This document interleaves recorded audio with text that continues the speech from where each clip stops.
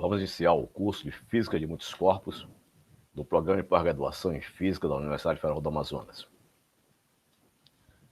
Vamos iniciar com uma brevíssima revisão dos fundamentos da mecânica quântica.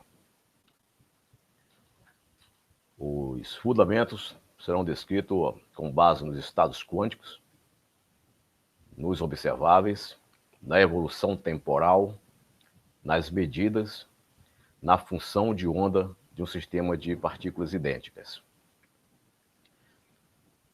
Os estados quânticos são definidos pela função de onda de Schrödinger,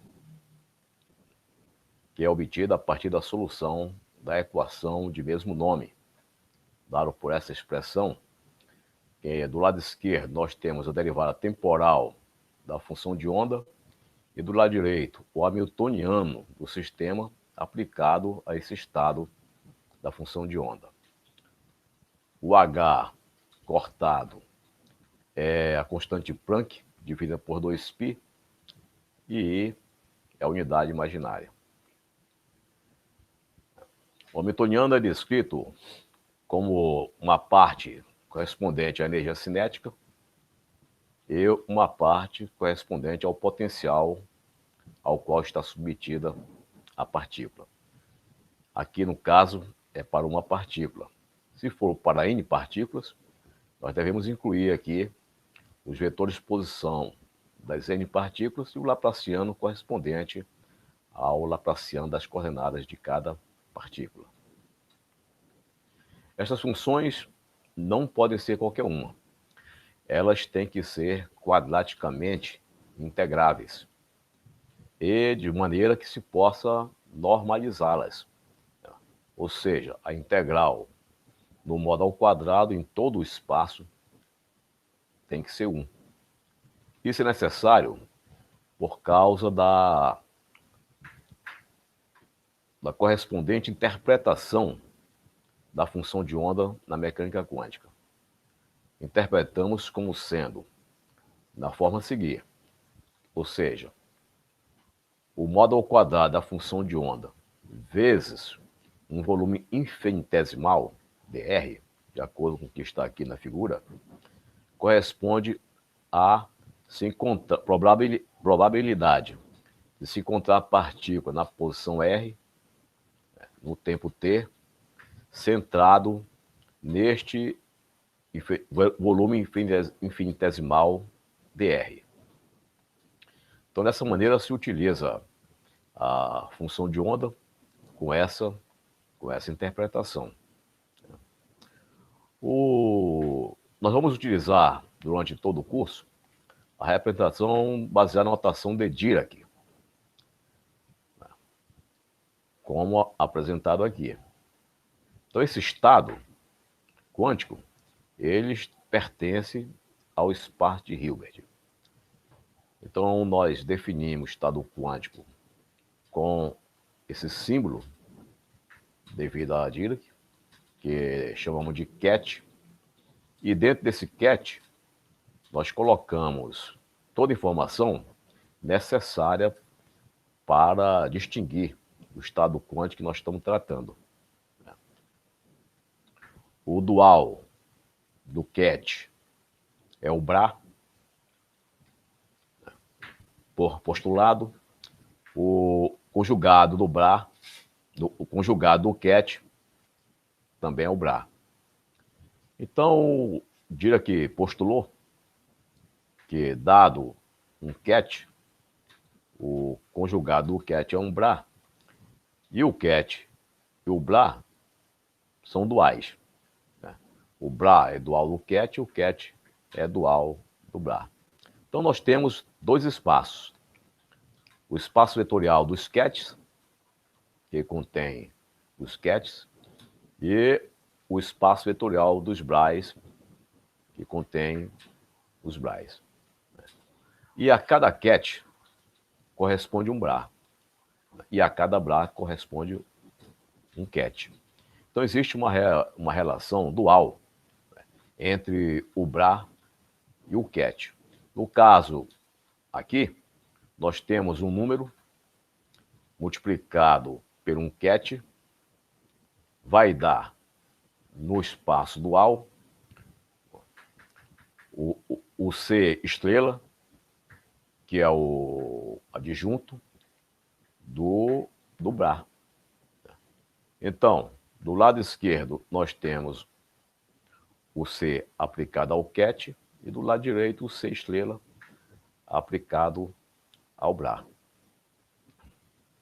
Então, postula-se que o produto interno do ket alfa pelo ket beta é dado por essa forma, e o produto escalar de beta por alfa é igual ao conjugado do produto escalar de alfa por beta. E o produto escalar de alfa por alfa é um número maior ou igual a zero. Muito bem. Então,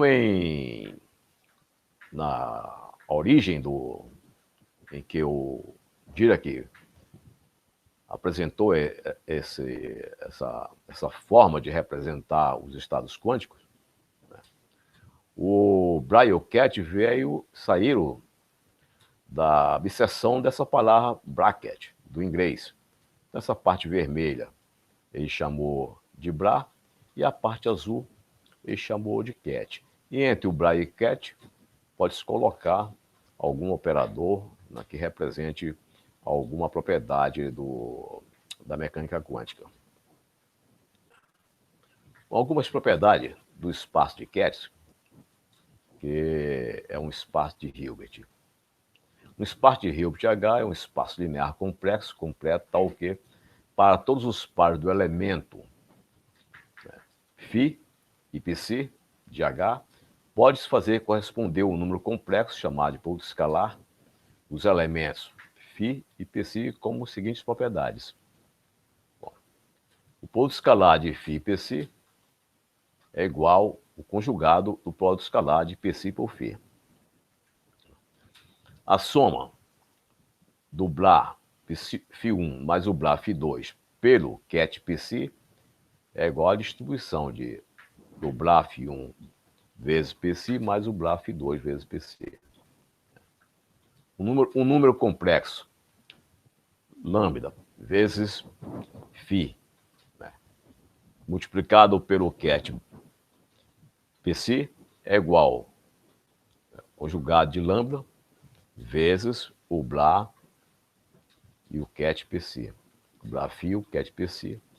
Por outro lado, o Bra φ vezes lambda vezes o ket lambda Pc é igual ao lambda vezes o produto escalar do φ pelo Pc.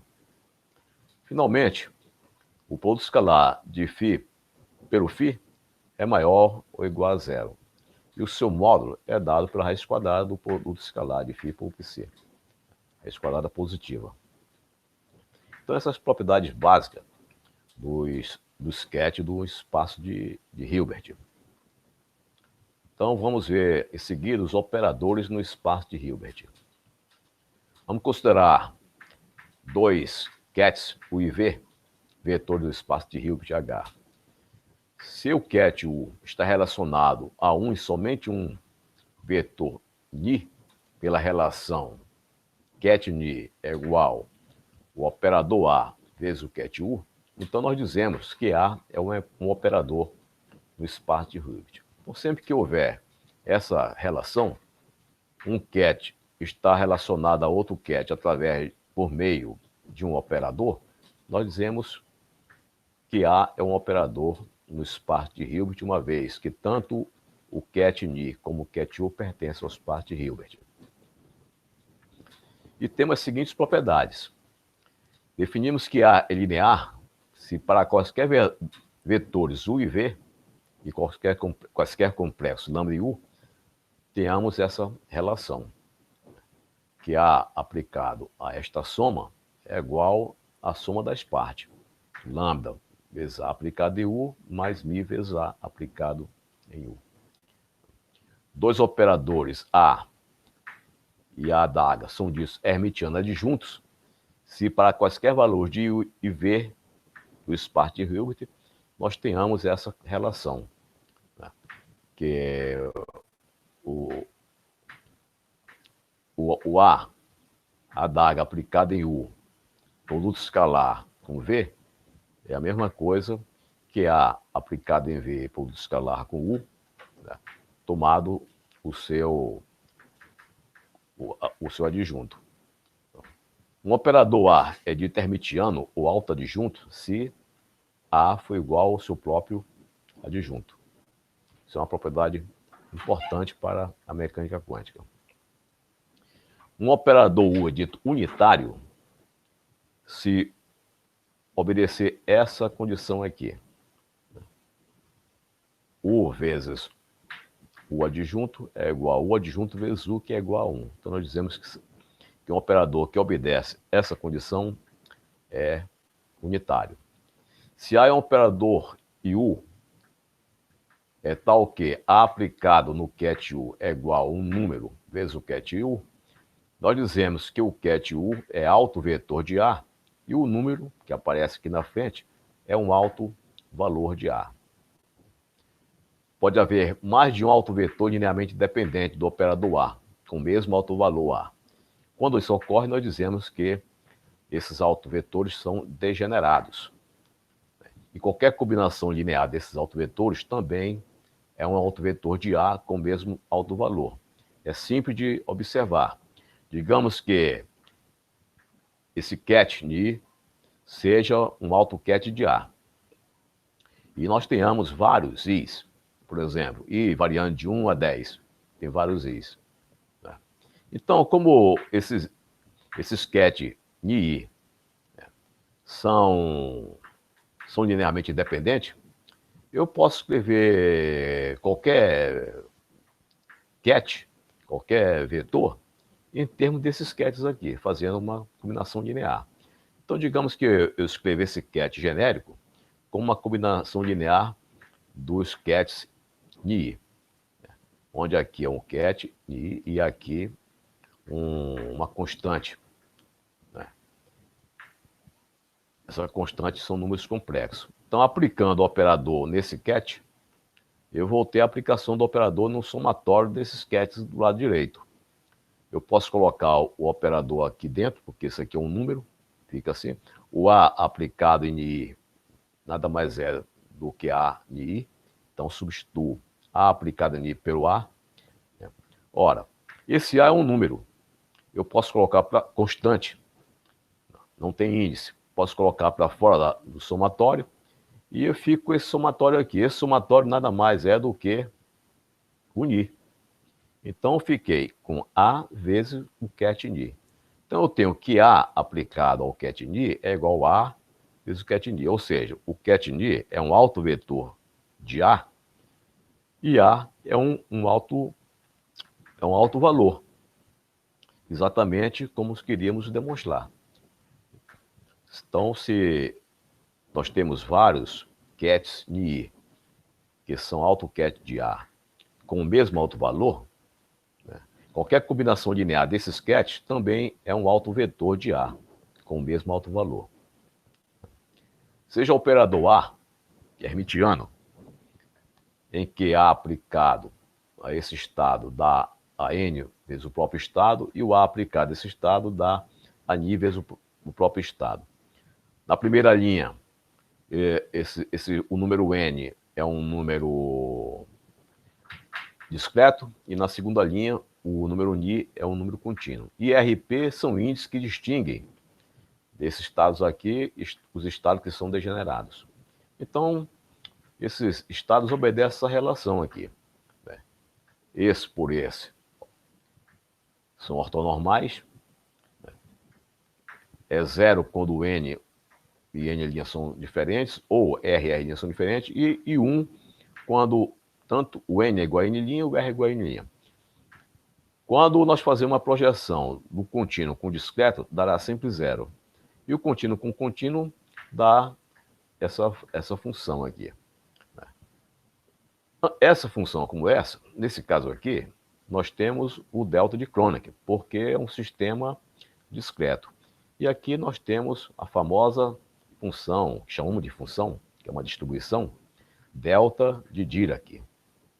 Então, aqui eu representando o delta N, delta de Kroneck, e o delta Ni menos linha, o delta de Dirac, que usamos para situações em que as variáveis são contínuas. O conjunto de todos os autovalores de A é chamado espectro de A. Isso é como no átomo de hidrogênio. Os autovalores do hamiltoniano, do átomo de hidrogênio, que é hermitiano, os seus autovalores nós também chamamos espectro do átomo de hidrogênio.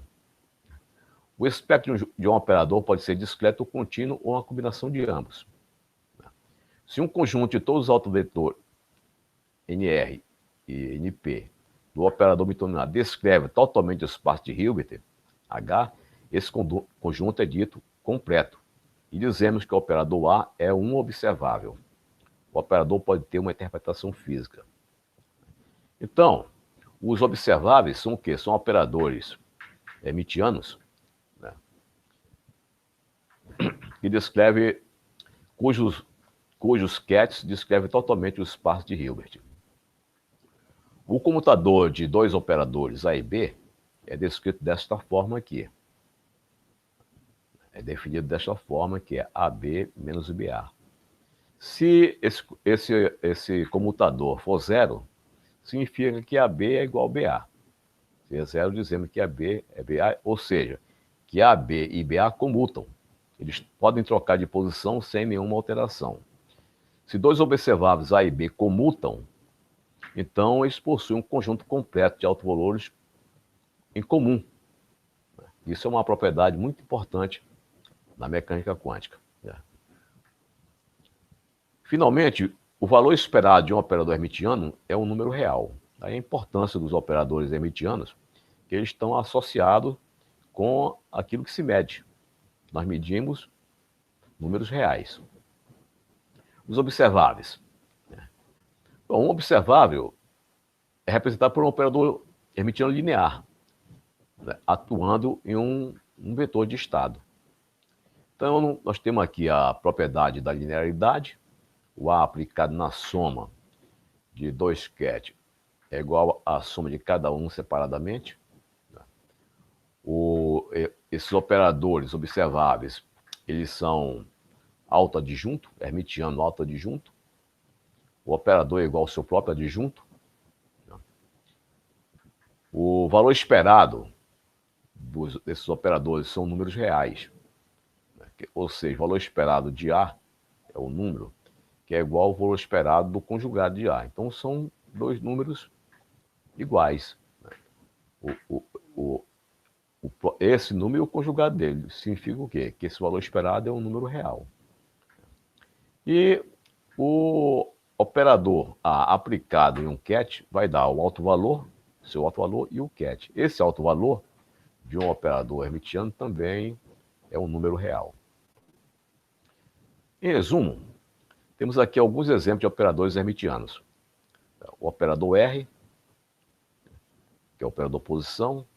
Esse nabla é o operador momento. E aqui o hamiltoniano de um sistema de uma partícula, que temos aqui a contribuição da energia cinética, que está associado com P, e aqui a energia potencial. Então veja a associação. Na mecânica clássica, o momento, representamos por P, é um número. Na mecânica quântica, o momento representamos por menos IH cortado vezes o gradiente, né, que é um operador.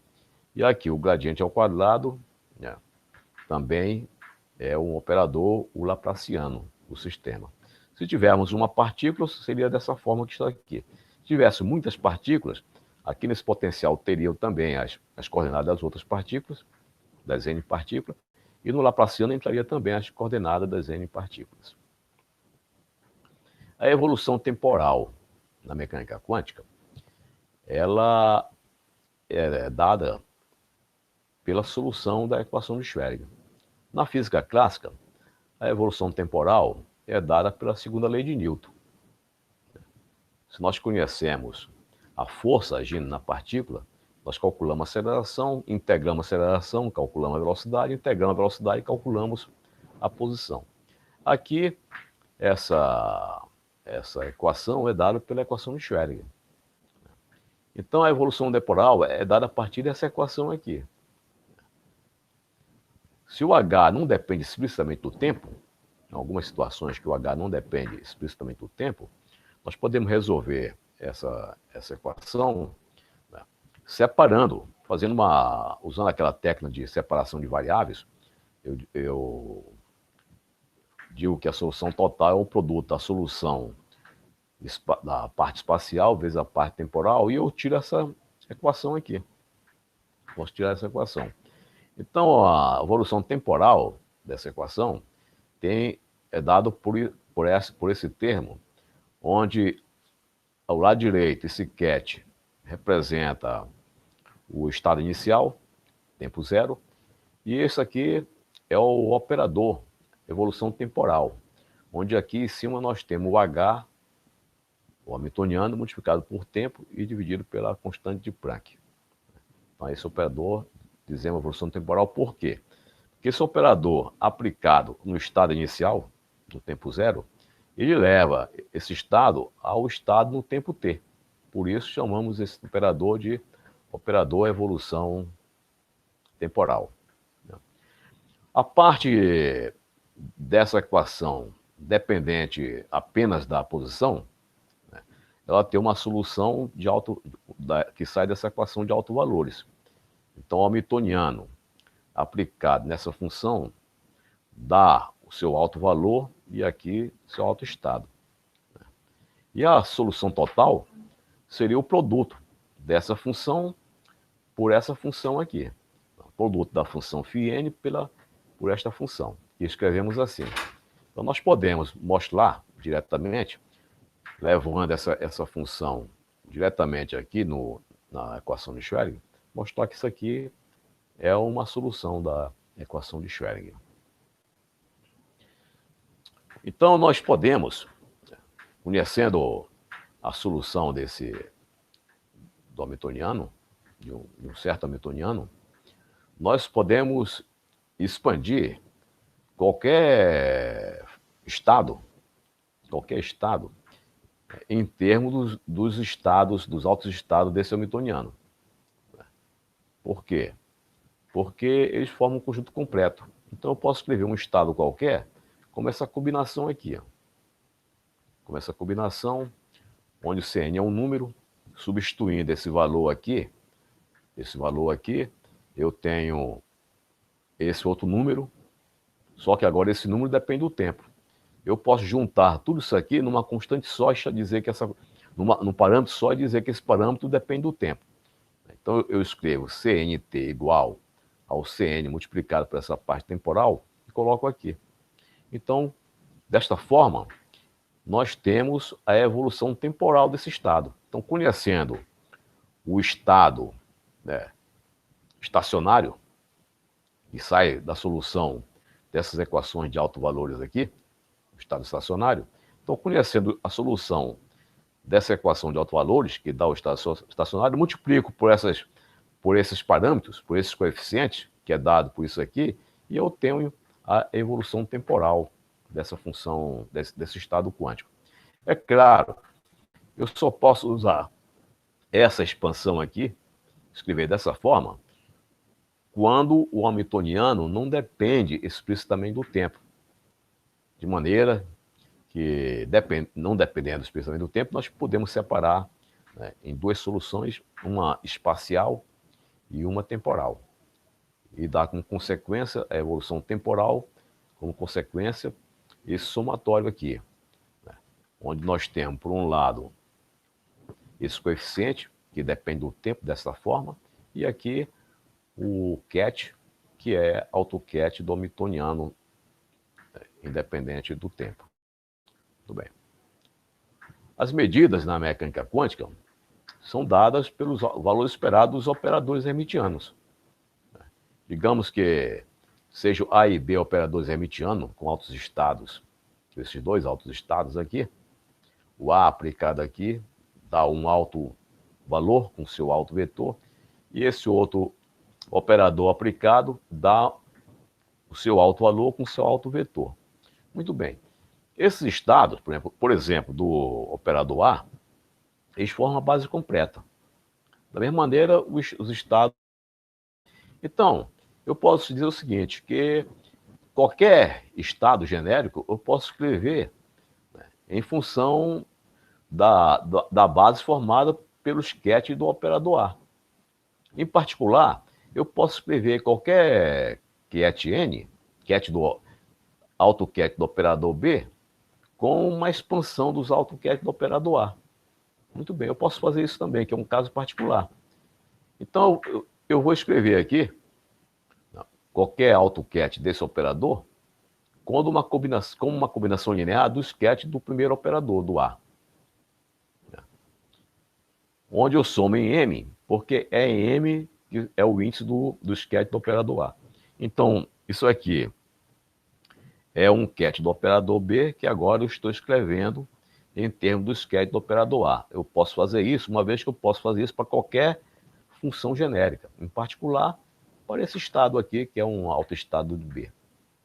O M que aparece aqui no coeficiente é o M aqui do nós estamos expandindo, e esse N corresponde ao N aqui do cat que nós estamos expandindo.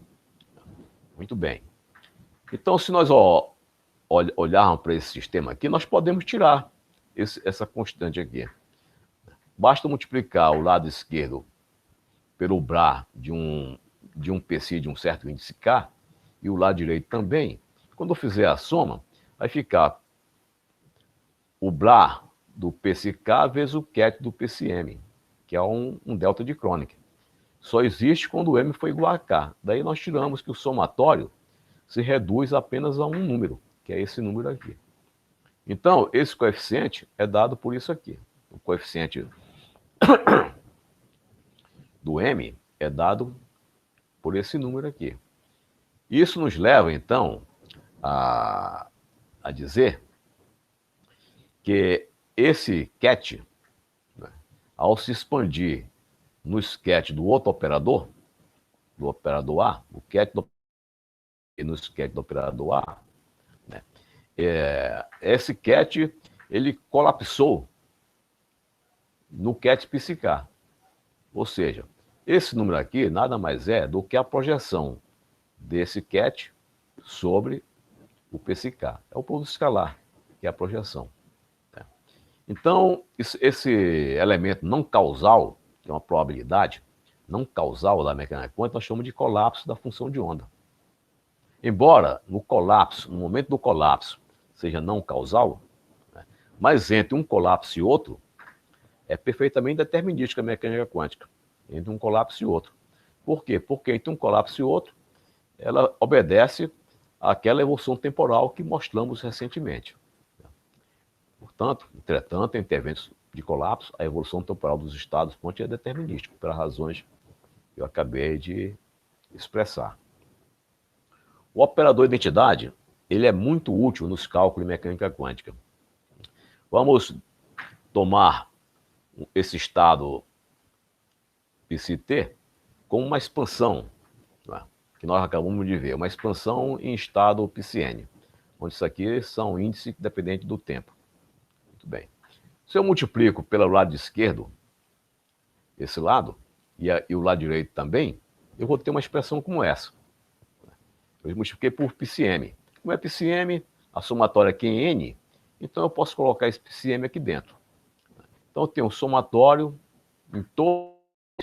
É claro que esse produto escalar é um delta de Kronecker.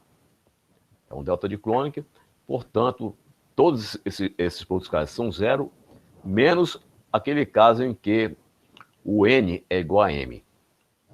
Então, nesse caso, é o único caso que sobrevive, dá 1, e todo somatório vai dar Cm de t. Ou seja, esse número nada mais é do que a projeção desse vetor que estamos expandindo sobre aquele vetor, aquela componente do vetor πn. Então, nós podemos escrever que esse πt é igual esse somatório aqui. De onde eu estou tirando? Estou tirando esse somatório da seguinte maneira. Eu sei que o πt é dado por Cn vezes φn. Mas o Cn Se eu botar um N aqui, o Cn é igual φn vezes isso. Então, no lugar de usar Cn aqui, eu vou usar essa expressão. Então, está aqui. φn vezes Pc de T. Ver essa expressão nessa forma aqui. Ora, mas o lado esquerdo é igual ao lado direito. Se o lado esquerdo é igual ao lado direito, aqui eu tenho esse vermelho, que é igual a esse vermelho, então o azul, obrigatoriamente, tem que ser 1. Então nós dizemos que esse somatório aqui dá 1, e nós chamamos isso aqui de completeza.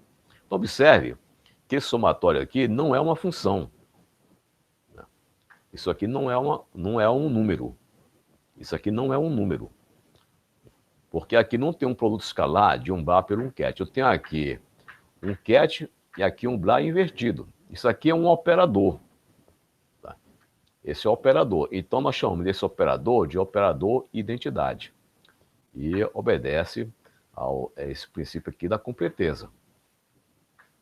Então, eu posso escrever o PC simplesmente dizendo que o PC nada mais é do que a aplicação do operador identidade no próprio PC. Então, dessa forma, identificamos o operador identidade, dado pelo somatório desse produto aqui, de um ket por um brar. Então, ele sempre se aplica num ket. Se eu posso aplicar pelo lado esquerdo num ket, se aqui tiver um ket, vai ficar um ponto escalar de um ket por esse brar.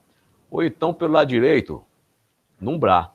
Se eu botar um brar aqui, vou ter um brar com um ket, que também é um produto escalar, que é um número. Muito bem. Então, em regra, nós podemos escrever que o Pc de T é essa combinação aqui. Somatório, Pcn, vezes isso aqui. Então, vejam. Aqui, eu expandi o Pc de T nessa base, nesses vetores aqui. Isso aqui é a mesma coisa que está na primeira linha. Só que aqui está dizendo, o que é o azul? O azul é o produto escalar do Pc de T, desse aqui, sobre esse vetor N. Ora, o produto escalar o que é? Uma projeção. Eu estou projetando esse vetor nessa direção aqui. Então nós temos o quê? Que o estado Pct é o somatório de todas as contribuições das projeções do vetor Pct sobre todas as direções. Isso aqui é o número de direções. Portanto, chamamos isso aqui projeção do estado Pct sobre o estado Pcn. Interpretamos esse termo aqui ao quadrado, nós podemos dar uma interpretação para esse termo aqui. Nós podemos interpretar esse termo ao quadrado como a probabilidade de a partícula no estado Pct encontrar-se no tempo t no estado Pcn. Essa é uma interpretação que se dá a projeção de Pct sobre Φn é um número, é uma projeção na direção desse vetor aqui, desse estado. Então nós dizemos que isso nos dá a probabilidade de encontrar no tempo t, as partículas no tempo t no estado Pcn. Essa relação aqui, que estamos escrevendo no espaço de Hilbert, é muito semelhante a um vetor no espaço das posições. É exatamente semelhante ao vetor no espaço da posição. Vamos dizer que nós temos aqui um espaço vetorial das posições, um vetor V, e aqui os vetores unitários, E1, E2, E3, nas três direções perpendiculares. Então esse vetor V eu escrevo com uma combinação linear desses três vetores. Ni vezes EI. Onde isso aqui é um número. Isso aqui é um número. Ora, observe o seguinte, que esse vetor, esse Ni, o que é? O Ni é a projeção de V sobre cada uma das direções. Multiplicar uma direção qualquer por V vai dar a projeção dessa direção. Então, EI vezes V vai dar a componente de V na direção I. E1 vezes V dá a componente de V na direção 1. O E2 vezes V, a componente 2. E E3 3 vezes V vai dar a componente 3 do vetor V sobre a direção 3. Além do mais, esses dois aqui, I com EJ, são ortonormais. Se E igual a J dá 1, se E diferente de J dá 0. De maneira que no lugar de escrever isso daqui, no lugar de escrever o VI, eu posso, no lugar do VI, colocar esse produto aqui. No lugar do VI, eu posso colocar esse produto. E dizer que o V é igual ao somatório de cada direção vezes essa projeção do vetor V sobre a direção I. Isso aqui nada mais é do que a projeção do vetor V sobre uma certa direção. Aqui é projeção do vetor V sobre a direção I, multiplicado pelo vetor unitário na direção I. Se nós olharmos essas duas equações, a gente vê uma grande equivalência entre elas.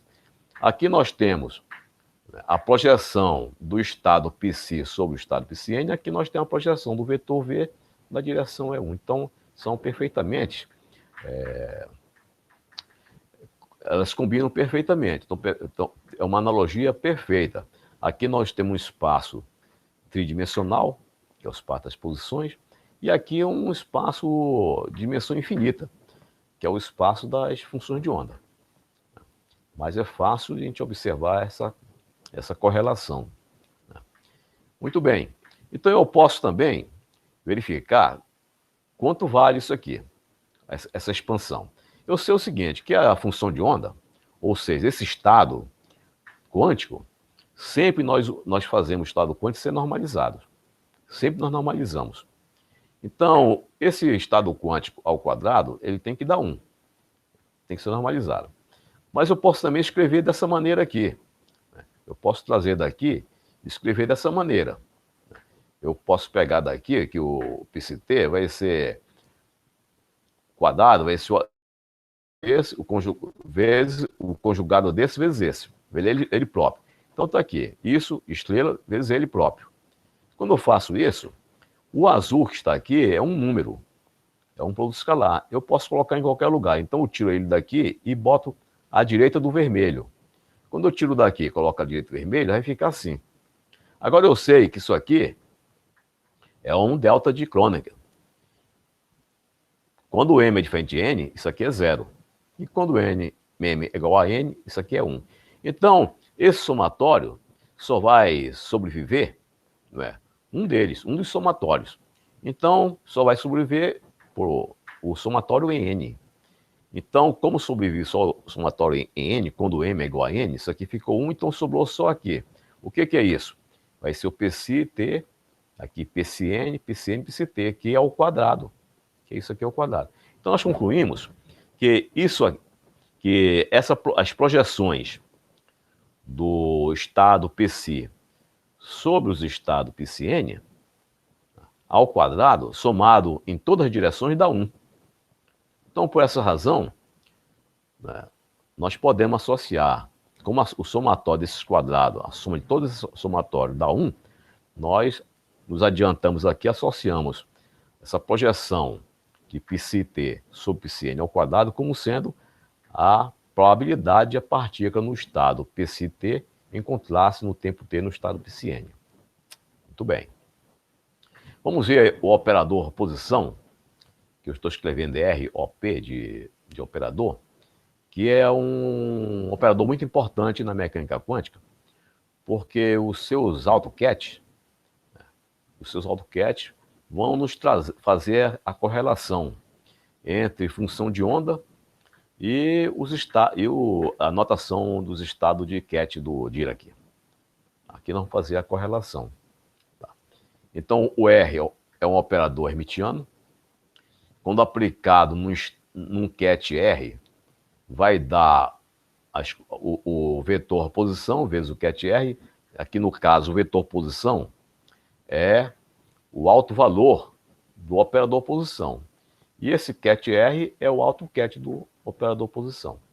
Eles obedecem essa ortonormalidade e também obedece esse princípio da completeza. Se eu fizer essa integral, tem que dar 1. Da mesma maneira que o sistema discreto nós fizemos há pouco, no lugar da integral nós tínhamos um somatório de um Cat com Bra dava 1. Então, esse aqui ó, nada mais é do que uma variável contínua das posições, nada mais é do que o operador identidade. Nós temos isso, então podemos escrever o seguinte, vou colocar que psi-t é igual ao psi-t, o estado psi é igual ao estado psi, vou acrescentar aqui o número 1, esse número 1 nada mais é do que esse operador que está aqui. Coloquei ele aqui na frente, esse operador. Muito bem. Eu posso fazer isso. Coloquei esse operador. Agora, eu vou olhar com outros olhos, esse vermelho. Essa parte aqui, à direita do vermelho, eu vou chamar de azul, para ficar mais fácil de identificar. Então, o que nós temos aqui? Nós temos aqui um número. Que número é esse? Esse número é a projeção do estado psi no tempo t sobre o vetor r, o estado vetor r. Nada mais é do que a projeção, né? Multiplicado pelo vetor r. Então, o que nós temos aqui é a projeção. Isso aqui tudo nós estamos dizendo o que é. Isso aqui é a projeção do estado psi-t sobre os estados das coordenadas r. Aqui é um número, que é da produto escalar, do estado psi-t com o estado r, e aqui o AutoCAD do operador r. Muito bem. Então, observamos ainda o seguinte, se elevarmos isso ao quadrado e integrarmos, essa projeção que está aqui, fazer um modo ao quadrado e integrarmos, nós podemos, quando integrarmos, fazendo do lado direito, separamos aqui o conjugado com ele próprio. Quando fazemos esse conjugado com ele próprio, agora eu posso também, como a integral em R, eu posso tirar esse psi daqui, escrever e trazer o R aqui para frente, escrever dessa maneira. Só que essa integral em R, ela vale 1. Essa integral em R vale 1. Então sobrou apenas o psi, né, vezes o seu conjugado. Por outro lado, eu sei que esse ponto escalar é 1, por quê? Porque o psi de t é normalizada. Está normalizado. Sempre nós usamos normalizado. Por quê? Usando normalizado? Porque o quadrado do psi de t representa uma probabilidade. Então tem que ser normalizado para o total dar 1. Muito bem. Então ficou que essa integral aqui é 1. Essa integral dá 1. Quer dizer, a projeção disso aqui em todo o espaço também dá 1. Então aqui ficou uma coisa muito interessante mesmo. Eu estou dizendo que essa integral dr é interpretada como a probabilidade de a partícula no estado psi-t encontrar-se no tempo t, no volume infinitesimal dr, centrado em r. Por que eu estou dizendo isso? Porque a integral em todo o espaço disso aqui é 1. Ora, então é razoável eu imaginar que cada termo desse aqui represente a probabilidade da partícula se encontrar no tempo t naquela posição r, né, nesse volume dr. Por quê? Porque esse termo todo ao quadrado, integrado em todo o espaço, deu 1. Então, vou considerar que cada termo desse, para cada ponto R, esteja associado a essa probabilidade de encontrar a partícula no volume dr, no ponto R. Agora, por outro lado, nós já vimos anteriormente que a função de onda, essa função de onda ao quadrado, né, a integral dessa função de onda ao quadrado também obedece a isso aqui, vai dar 1. E nós interpretamos lá atrás o psi de RT ao quadrado como sendo a probabilidade de encontrar a partícula no tempo t na posição R em torno ali daquele volume dr. Então é razoável nós igualarmos isto aqui, esse número, com esse daqui. Então, a partir daqui, nós encontramos uma correlação entre a função de onda, na posição R no tempo t, com o estado ket no tempo t e o estado do vetor R. Então, esse operador, com seus autoestados aqui, ele é importante por quê? Porque ele nos leva a fazer uma correlação entre a função de onda e o produto escalar do estado psi com o estado R, que é muito útil na mecânica quântica. Se nós multiplicarmos ambos os lados pelo BLA de R e integrando em R, usando aqui o operador identidade, nós encontramos isso aqui, que é o ket do psi nada mais é do que a integral da função de onda em cada direção R. Ou seja, se o ket do psi é integral da função de onda em toda a direção R, significa que nós estamos, que isso aqui nada mais é do que a projeção de φ na direção R, né, em todo o espaço, né, em acordo com o que nós estávamos interpretando aqui, a função de onda, a probabilidade desse produto escalar. Muito bem. Então, a função de onda πrt é a componente do vetor de estado sobre R. Então, eu estou expandindo esse vetor πrt nessa função de onda. Então, nesse caso, a função de onda está entrando aqui como a componente desse vetor na direção de cada vetor desse aqui. Se fosse discreto, nós diríamos o seguinte, que esse vetor é igual ao somatório em todas as direções da soma, da multiplicação das componentes desse vetor em cada direção pelo vetor daquela direção. Como nós dissemos que o V era V1 vezes E1, mais V2 vezes E2, mais V3 vezes E3 no espaço das posições. Aqui o estado psi vai ser a função de onda na direção R1, a função de onda na direção R2, a função de onda, etc, etc. A diferença é que aqui é no espaço contínuo. Muito bem. Então vamos introduzir também o spin. O spin é uma propriedade intrínseca, é o momento angular intrínseco de uma partícula e não tem nenhuma correlação com o sistema clássico. No caso de um elétron, o spin S tem duas componentes na direção Z, meio para cima e meio para baixo, né? E multiplicado por H cortado. Essa é a definição de spin meio. Ele está em outro estado, em outro espaço, no espaço dos spins. Então nós dizemos que nós temos dois vetores de estado, um com spin para cima e um outro vetor com spin para baixo. Esse operador SZ aplicado no vetor de spin para cima vai dar o seu alto valor, H sobre 2, vezes o seu alto vetor.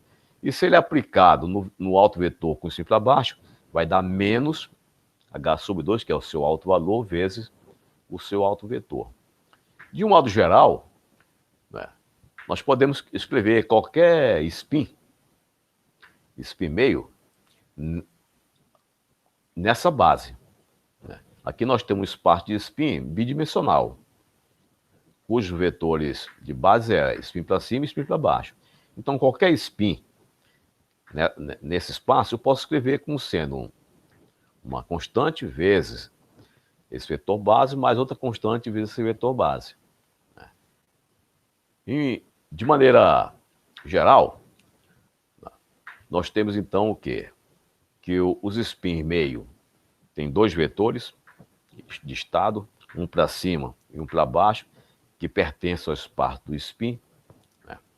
O produto escalar, esse produto escalar ou este é igual a 1, né? Esse produto escalar de spin para cima e para baixo dá 0, e a soma do produto escalar para cima com o produto escalar para baixo dá 1. Isso aqui nada mais é do que a normalização, aqui a ortogonalidade dos estados, e aqui a completeza. Mas, em geral, o spin não tem um valor meio, ele tem um valor S, né? Um valor sigma. Digamos, um valor sigma, esse sigma vai depender do valor S do spin. Se o S pode ser um número inteiro ou um número semi-inteiro. De qualquer forma, as suas componentes, SZ, elas variam dessa forma. Se o spin tiver um alto valor S, ela varia de menos S até S. No caso aqui era meio, então variou de menos meio a meio. Né? Tínhamos dois autovalores, o autovalor menos meio e meio. Aqui, quando é S, vai, em genérico, vai variar de menos S até S. Então, o espaço do spin, nesse caso aqui, ele tem uma dimensão 2S mais 1, que varia de menos S a S. São números inteiros ou semi-inteiros. O produto escalar de dois spins, né, vai obedecer essa condição, porque são bases ortonormais. Né? É 1 se for iguais e 0 se for diferente. E também a somatória em todos os sigmas, né, vai dar 1, que é a completeza. É aquele operador identidade. Agora, a função de onda, que nós estávamos estudando até agora, antes de introduzir o spin, era independente de spin, ela estava na posição, no espaço das posições. O esquete do spin está no espaço do spin. E o espaço total, que nós estudamos, ele é um produto direto do espaço das posições com o espaço do spin. Esse símbolo representa o produto direto. E o espaço total é o espaço da posição, produto direto com o espaço do spin. Então a função de onda, o estado total, psi, né, ele vai ser uma combinação linear do produto direto desses dois estados, que eu vou chamar esse produto direto dos dois estados, isso aqui tudo vou chamar de psi-n, psi-ni. Né?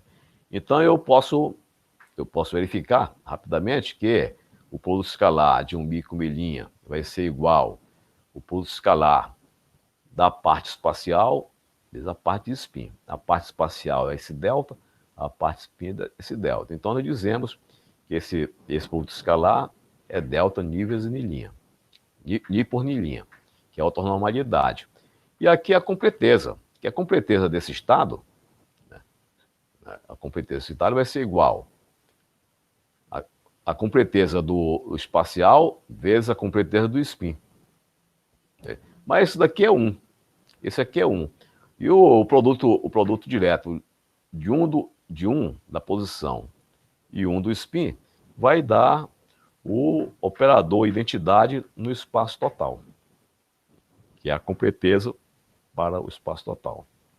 Muito bem. Vejamos, para encerrar, a função de onda de um sistema de partículas idênticas. Isso vai ser matéria onde nós vamos aprofundar nas aulas futuras. Mas apenas para dar uma revisão brevíssima, né, desse assunto, vamos lembrar que na mecânica clássica as partículas são distinguíveis. Ou seja, se eu tenho várias bolinhas de bilhar com cores diferentes, eu posso tocar numa delas ou em todas e acompanhar o movimento de todas ao mesmo tempo. Eu posso definir, acompanhar a trajetória de cada bolinha ao mesmo tempo. Eu consigo identificar cada uma separadamente. Na mecânica quântica, as partículas são indistinguíveis. Por quê? Porque eu não posso acompanhar o movimento dos elétrons. Eu não consigo distinguir um elétron de outro elétron. Não existe esse conceito da trajetória que tem na mecânica clássica. Muito bem. Nós vamos precisar definir o operador paridade. Digamos que eu tenho uma função de onda de várias partículas aqui, cada uma numa posição R1, RJ, RK, Rn. Quando eu aplico esse operador, o que ele faz, né, o que ele realiza, é trocar a partícula J pela partícula K. Então, aqui, isso aqui eu tinha RJ, aqui RK. Quando eu aplico esse operador, eu vou ter agora a função de onda em que o RK veio para a esquerda e o RJ veio para a direita. Troquei de posição aqui. Se eu aplicar de novo esse operador, né, agora, nesse estado, de novo, aplicar de novo, né, o que eu vou fazer? Aplicar 2 vezes nesse estado é a mesma coisa que aplicar uma vez nesse. Uma vez nesse daqui. Então, eu aplico pela esquerda aqui, fica ao quadrado, que é igual a uma vez aplicada aqui. Mais uma vez aplicada aqui do lado direito, o que vai acontecer? Vai trocar mais uma vez essa posição. Então, o J volta para cá e o K volta para lá. Então, ficamos de novo RJ, RK. De maneira que a dupla aplicação do operador paridade dá 1. dá 1. Muito bem, com isso, nós podemos determinar o valor do operador paridade. Aplico uma vez, dá lambda. Aplico 2 vezes, vai dar lambda ao quadrado. E esse lambda ao quadrado, ele é igual a 1. Portanto, o lambda é mais ou menos 1. Então, esse operador, né, paridade, ele tem 2 autovalores, o mais e o menos. Né? Tem 2 autovalores, o mais e o menos. Então, nós podemos escrever o seguinte, que o operador paridade, quando aplicado nessa função de onda de muitos corpos, né, ela pode dar mais essa função de onda com o R e o J trocado. O J era o primeiro, o K era depois. Pode dar mais ou pode dar menos eles trocados. Então, de uma para outra, a única mudança que tem é no sinal. Mas essa mudança de sinal, nós vamos ver nas aulas seguintes, é muito importante e faz uma diferença brutal entre uma situação e outra. A situação em que ocorre isso aqui, nós dizemos que é simétrico. Quando o operador aplicar nessa função de onda e dá mais aqui, nós dizemos que essa função de onda é simétrica. E quando esse operador é aplicado nessa função de onda e dá menos, nós dizemos que é antissimétrica. As partículas que obedecem à simetria, nós chamamos de bósons. E as partículas que obedecem a essa antissimetria, nós chamamos de Fermi. Então o mundo está dividido em 2 tipos de partículas. Os bósons, que obedecem às estatísticas de Bose-Einstein, e os férmions, que obedecem à estatística de Fermi-Dirac. Bom, então nós encerramos por aqui. Vou apenas apresentar algumas funções especiais muito utilizadas, que nós vamos utilizar no futuro. É o delta de Kronecker, definido dessa forma, o símbolo de Levi-Civita, definido dessa forma, a função degrau de Heaviside, definido dessa maneira, a função delta de Dirac, onde R é uma função contínua, definido dessa maneira, de forma que é integral de 1. E essas propriedades importantes da função delta, que é integral de uma função vezes a função delta, vai dar o valor da função no ponto R'. Delta de R menos R' é a mesma coisa que delta de R' menos R. O delta de uma constante vezes R é delta de R sobre a constante elevado à dimensão espacial, onde ela se encontra, que nós estamos estudando. E o delta de x também pode ser escrito em termos dessa função degrau, a derivada da função degrau em relação a x. Essas são algumas das funções que nós vamos utilizar muito nos nossos cálculos futuramente. E, finalmente, essa função super importante em estado sólido, essa representação da função delta de R, como sendo a integral dessa onda plana aqui, em todo o espaço dividido 2π ao cubo. Muito interessante em cálculo do estado sólido. E a bibliografia utilizada foi essa para fazer a revisão. O livro Sakurai, que é usado no curso de pós-graduação, mecânica quântica da pós-graduação. O livro Kohen Tanudi, que também é usado na pós-graduação, mas como um livro de consulta. E o livro do David Griffiths, que é usado no curso de graduação da mecânica quântica da Universidade Federal do Amazonas. Então seguiremos adiante na próxima aula com a primeira quantização.